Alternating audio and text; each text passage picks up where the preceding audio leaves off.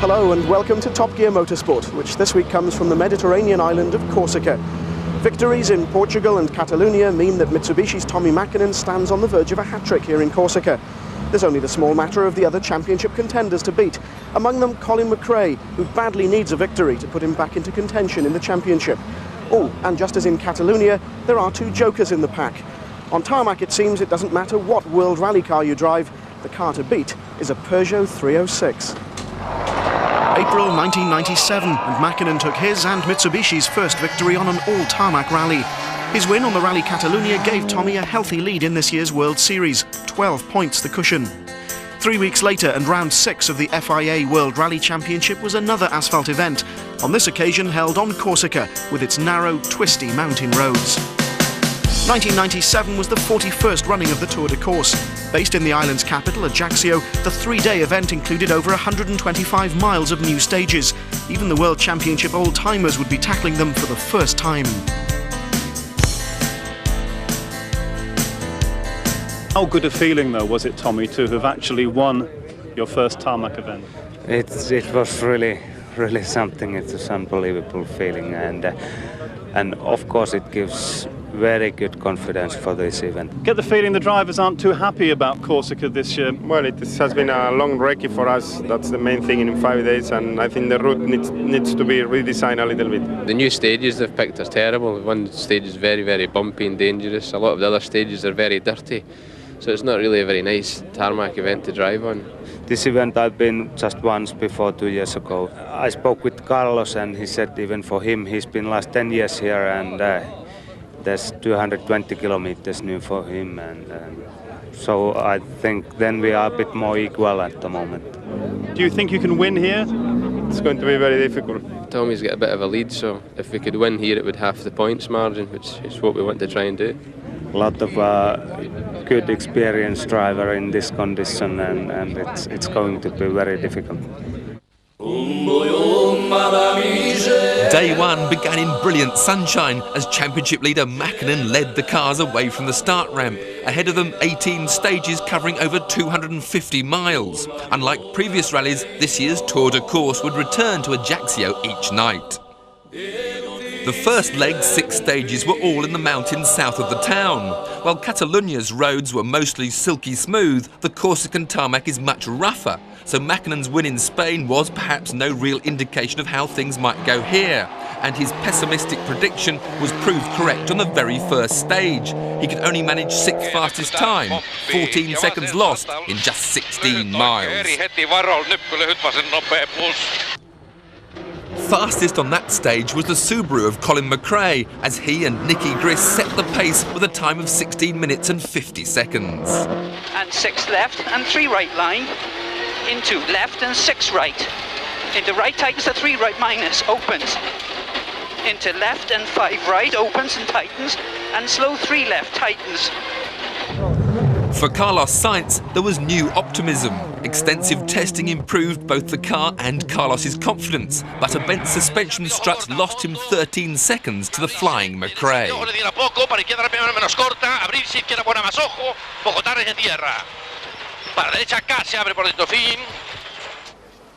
The second of the 2 Subarus was driven by Italy's Piero Liati, the winner of the first round of the championship, the Monte Carlo Rally.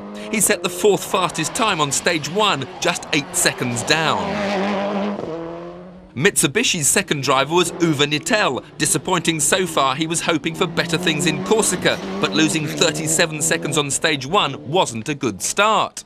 So it was left to the screaming Formula 2 Peugeots to challenge McRae for the lead. The power-to-weight advantage of the front-wheel drive machines was working in their favour on the dried tarmac. And after stage 2, the rally lead had changed hands. Gilles Panizzi now led. Francois Delacour, his teammate, moved up to second, 6 seconds in arrears and 7 ahead of the now third-place McRae. The World Rally contenders were not amused. These little F2s are doing well again. What do you make of it all? Well, I think it was sort of expected. You know, we've seen how well they've been going in the French Championship, and I think in conditions like this, on twisty roads like we have in Corsica, you know, we did think that they would be right there with us. We need to have a lighter car or a far wider tyre and more horsepower. Colin McRae in particular was saying it makes it unfair for the WRC cars because the way they are, the regulations that they have mean they can't compete with you. I don't agree with him. It's too easy. I think somebody has to rethink in the regulations, in my opinion. They are not doing the whole championship, so it's... Regulations a big problem for you at the moment? No, for me no. It's for Ford, Subaru, Mitsubishi, for all the World Rally cars, not for Carlos Sainz. For me, it's not a problem. We shouldn't have a car that's designed for a national championship putting up fastest times and probably winning a round of the World Championship. If you're in France and you're designing a car to win your local events, then you might design what they've done. But if you want to go right around the world, you want to win Safari, you want to win the RAC in Great Britain, you want to go to the snow in Sweden, you build one of these cars.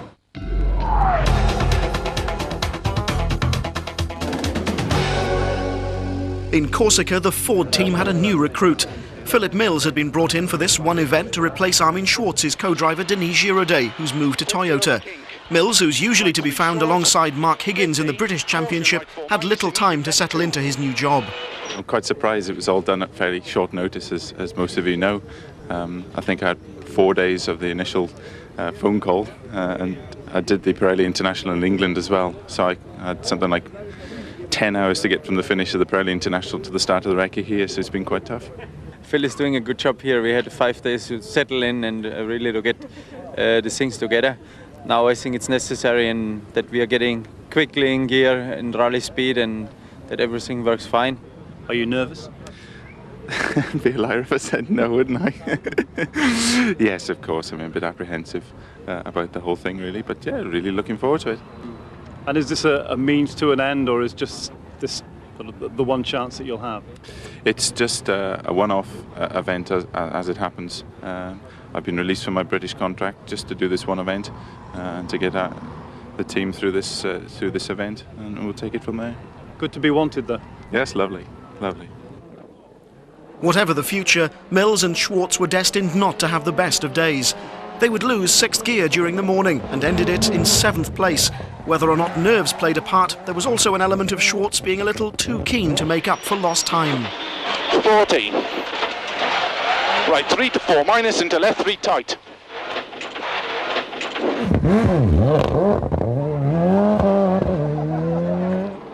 Nittel too was guilty of over-enthusiasm. In his case though, Corsica bit back.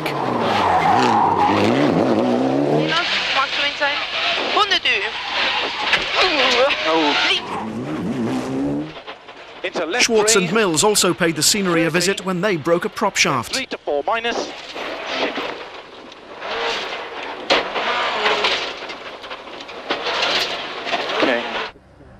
The damage to the front of the car and the prop shaft could be fixed at service, but the incident meant that they finished the day in 8th place. The morning's sunshine had given way to cloud and rain showers as the day wore on, making tyre choice difficult. Piero Liatti, co-driven by Fabrizio Pons, ended the day in 5th place, 10 seconds behind their Subaru teammates Colin McRae and Nicky Grist. And 3 left minus, 30, turn, long 2 left minus, don't cut. Into 3 right plus line, and 3 left minus. After that bent suspension strut at the start of the day, Carlos Sainz and Luis Moya went on to set 3 fastest stage times, leapfrogging the Subarus to reach the end of leg 1 in 3rd place. The Spaniards were happy men. Even happier were the Peugeot team. Francois Delacour and Daniel Grateloop were in 2nd place after the rally's first leg. The Peugeot domination of the rally, as many had feared, had become a reality. Gilles Panizzi, co-driven by his brother Hervé, led their teammates by 6 seconds.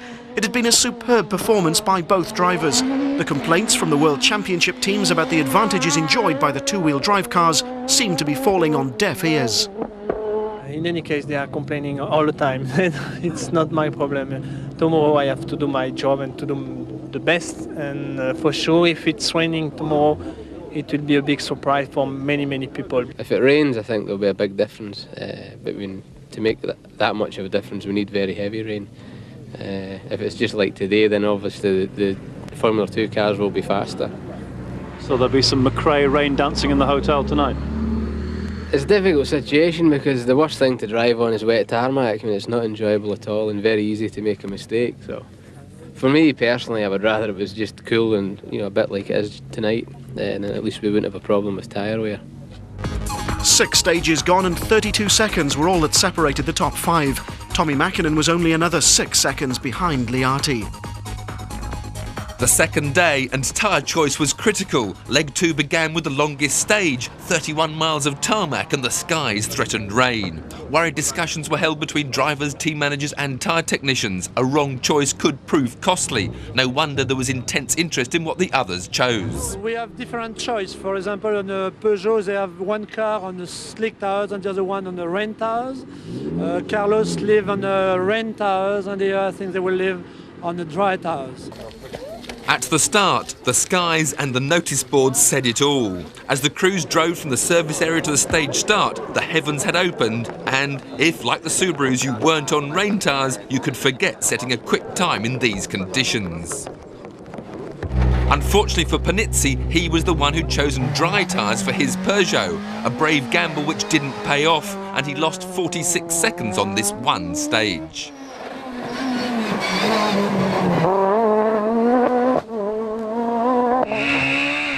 For Francois Delacour, it was a completely different story. Rain tyres meant he had plenty of grip in the treacherous conditions, and second fastest time on the stage meant that he inherited the rally lead from his teammate. But the fastest time was set by Sainz, 10 seconds quicker than Delacour, with the four-wheel drive of his World Rally car finally having an advantage.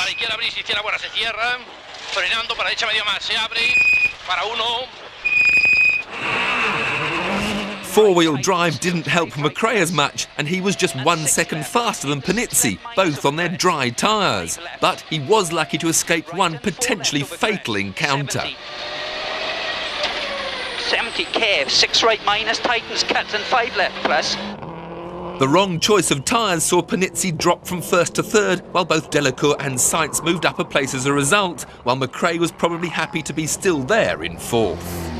Tommy Mäkinen had seen a chance to leapfrog past the 2 Subarus. Like Sainz, he was on wet tyres, and a third of the way through the stage he was 10 seconds faster than Carlos. But unlike McRae, when Tommy reached the cows, he wasn't so lucky.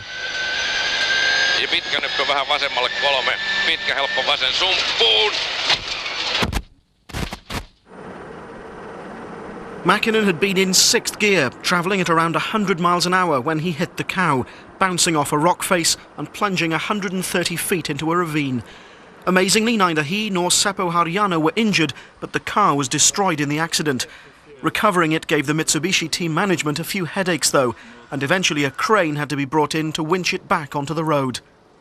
Close up, the damage to the Lancer is clear, yet the cabin is relatively untouched, evidence of how strong modern rally cars are. As the car was being recovered, Mäkinen was already back in Ajaccio, having had time to reflect on one of the biggest accidents to befall any of the crews for years. The car looks to be destroyed. Are you and Seppo okay? Luckily it was quite good luck. Car is completely destroyed, except cabin is in good condition, not any bigger damage, and fuel tank also is all right. Everything else is completely destroyed. History's shown that if you have an accident here in Corsica, it'll be a big one. After all, Tommy's proved that. But even before the rally'd started, there was another accident which also proved just how strong modern rally cars are. If you remember that immaculate Subaru Impreza that Tiff drove in Catalonia a couple of weeks ago, this is how it looks now. Kenneth Eriksson's shunt while tyre testing had destroyed the beautiful car I'd driven in Spain. You're conscious of the privilege of being entrusted with such a machine, but there's no point in driving it gently. It's not designed for that. And in the back of your mind, there's the comforting thought that rally car design has come a long way since 1986, when Henry Toivonen and Sergio Cresto were killed in a Group B rally car on the Tour de Corse. Well, there's no question that that was a turning point. Immediately in reaction to that accident, there was a change of regulations at the end of that season. That was the end of the era of Group B cars. From that date, they got safer and safer, but over the years, there's been a constant pressure to try and increase safety. The standards that we apply have gone higher and higher, and we've learnt more and more. And safety information is something that all the teams share. It's not, nobody keeps secret the information of what they've learnt from crashes and so on. This car's got a lot of features on it that are not required by the regulations that that detract from its performance, but we feel are justified. It's got a lot of extra side impact protection compared to what's required by the regulations. The roll cage is well beyond the minimum required in terms of the FIA regulations and so on. So yeah, we do try quite hard, but that we can always learn, and maybe something like this is good to just refocus us from time to time that maybe we could do a little bit more.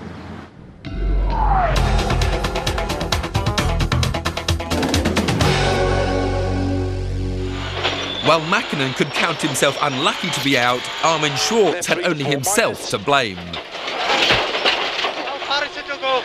It's 17k. The accident might not have looked that serious, but just 200 yards further on, the left rear wheel fell off. Schwartz's frustration is clear. I can't believe it, I can't believe it. Incredibly, driving like this for nearly 11 miles only cost Schwartz 3 minutes, despite the fact that at times the car was almost uncontrollable.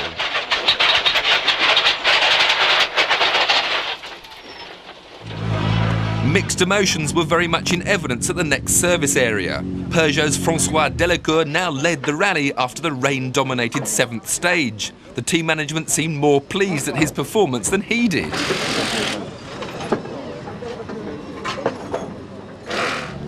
Over at Ford, Schwartz's sorry-looking Escort arrived on 3 wheels. His mechanics now had just 20 minutes to try and restore the car to its more usual appearance. What happened? It's quite easy to tell. We hit a bridge, narrow bridge. You hit a bridge? Yeah, we hit a bridge and lost the wheel. At Subaru, the talk was still of tyres and rain. I check in 1 minute 20. 1 minute. So, come on, if you want it then. Yeah, we can still do it. Come on, change it now. A rare moment of indecision hinted at the continuing importance of tyre choice. So who's gone out on what? Colin's gone on the what is effectively a dry weather tyre, and Piero's gone out on what is an intermediate tyre for damp, humid conditions. What is the decision, Carlos? Well, we go for a dry tire, medium compound, which it's a lottery because you don't know what is in 2 hours. But you are now quicker on the stages than François Delacour? We will see. The threat of rain hung over the remainder of the second leg, but the weather had played its part. There would be no more unpleasant surprises. Besides the Peugeots, the Formula 2 Renault Méganes were setting some impressive times. Claude Balaisi was 10th at the end of the day. 9th was Schwartz, by now 4-wheel driven once again. 8th was the Renault of Serge Jourdain, who'd struggled with brake problems all day. Uwe Nettel's Mitsubishi was 7th, just 1 place away from a point-scoring position. 6th place was held by Philippe Bugalski's Mégane.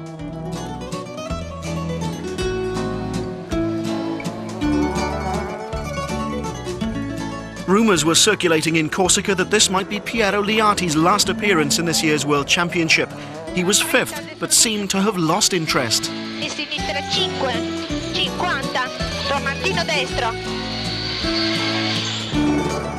After either setting or sharing fastest time on 4 of the day's 6 stages, Colin McRae was 4th.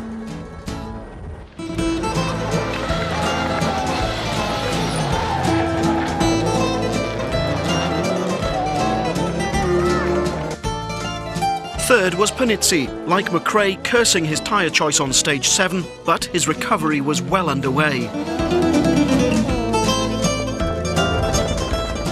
Ford were reaping the rewards of their development work after Catalunya. Carlos Sainz ended the day sharing the lead.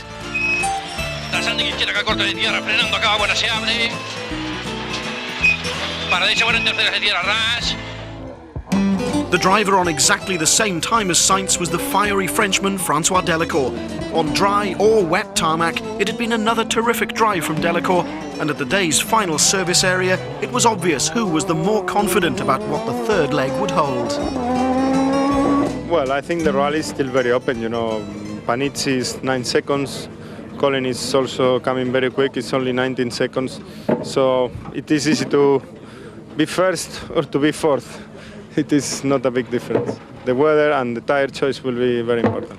How does it feel to be absolutely level with Carlos Sainz going into the final day? It's not a problem for me. Carlos Sainz is not the big chief. I don't know him. It's not. I am François Delacour. It's Carlos Sainz. It's no problem for me. The top four were now separated by just 19 seconds, with a subdued Liati heading the chasing pack too far behind to influence the result. The third and final leg consisted of 6 more stages to the south of Ajaccio. A little over 85 miles would decide the rally. Like the first day, the morning was dry and fine. Delacour immediately served notice of his intentions by setting the fastest time on the first stage, taking a 1-second lead over Sainz, but his glory would be short-lived. Panizzi set the quickest time on the day's second stage, closing the gap on his teammate to 5 seconds, and remember he had lost 36 seconds to Delacour on that wet 7th stage.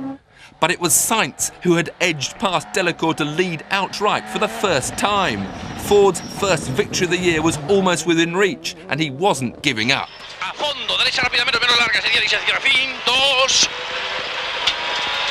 Derecha calenta corta, se cierra con C, Sassar. Stage 15, the day's third, and suddenly it's McRae who's setting the pace 2 seconds faster than Sainz, 14 ahead of Panizzi and 19 quicker than Delacour, as the Peugeots struggle for traction in a succession of tight hairpins, dropping them to equal third as McRae moves up to second with just 3 stages to go.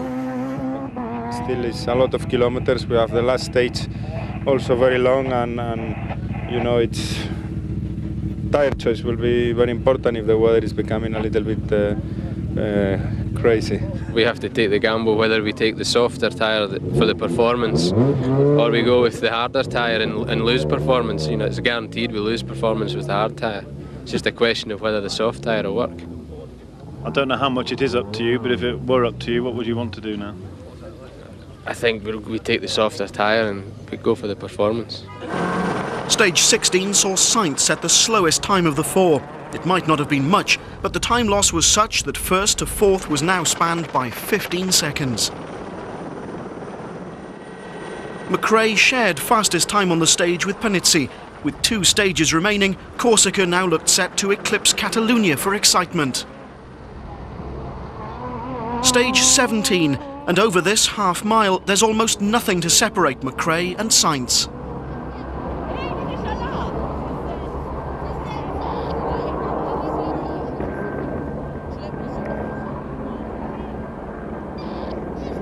After stage 17, second place was shared by McRae and Panizzi, now both 7 seconds behind Sainz, so the final 21 miles of serpentine Corsican roads would provide the decider.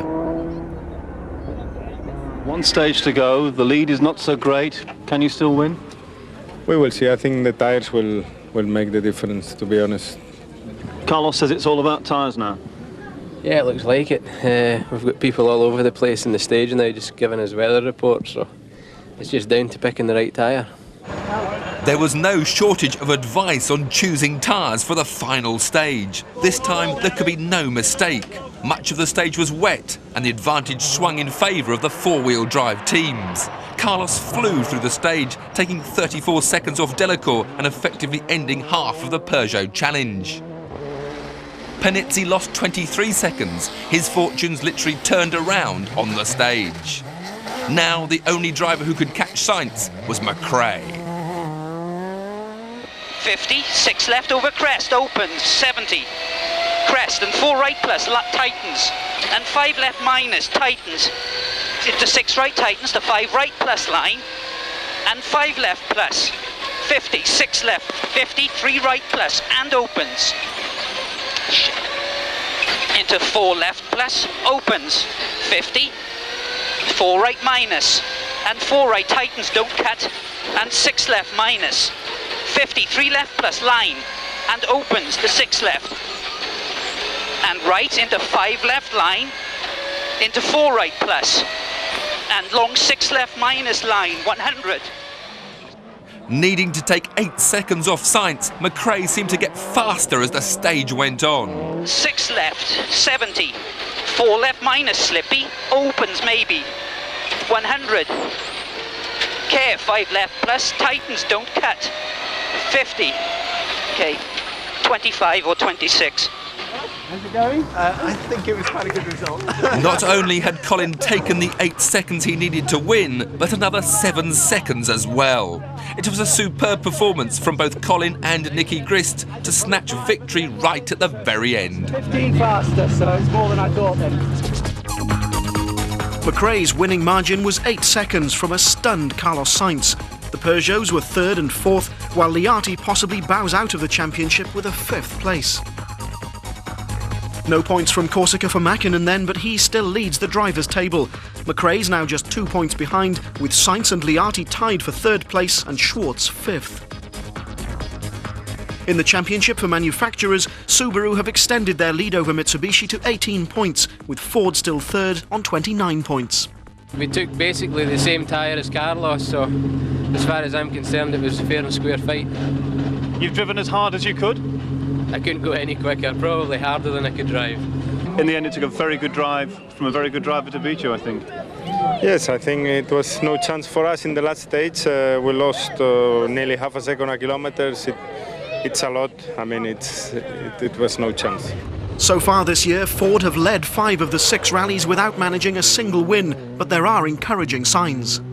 The one nice thing to draw out of it is, I mean, at least the other rallies we've been leading at various points in the rally, but at least this particular rally we were leading right until the final stage. So the way I'm looking at it is that at least we are getting nearer. So hopefully next time, you know, we'll actually manage to get to the end of the last stage in 1st position. Next time is later this week in Argentina, but could Phil Mills be there, trying to improve on his 9th place with Armin Schwartz? Yes, I mean, there is a chance, but we'll just sort it out over the next couple of days. What would that mean for your career? Oh, it'd be tremendous again. It'd be just another notch on the World Championship stage, which would be fantastic for myself.